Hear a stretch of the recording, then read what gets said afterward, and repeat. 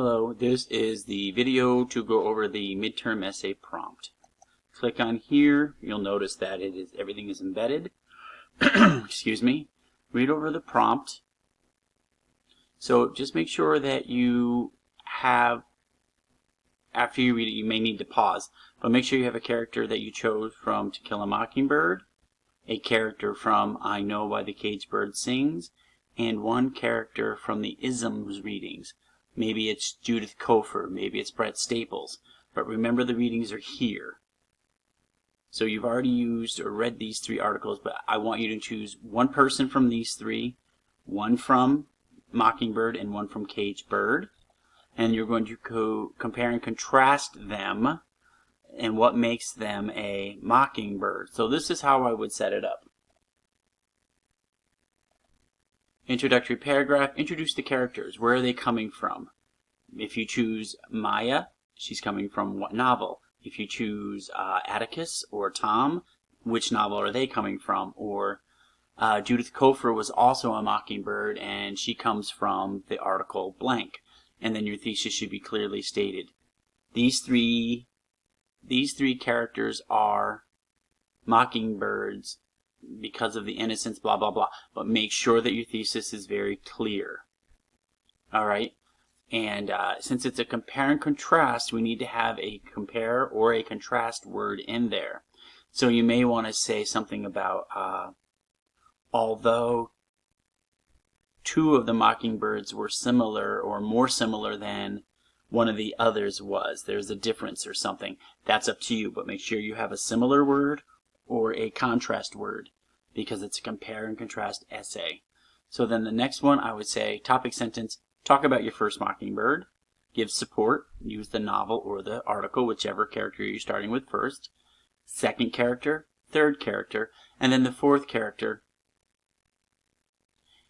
is, how are they different?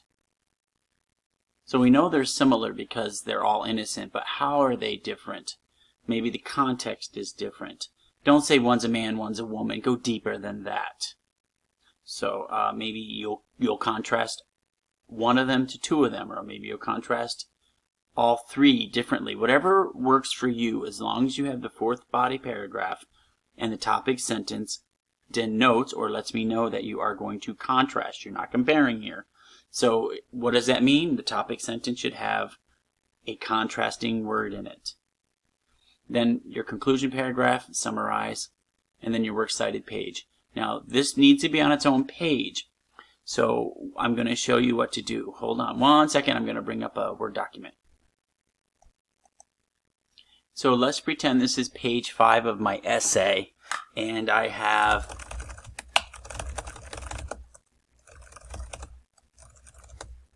two more sentences. A lot of students want to start their works cited here.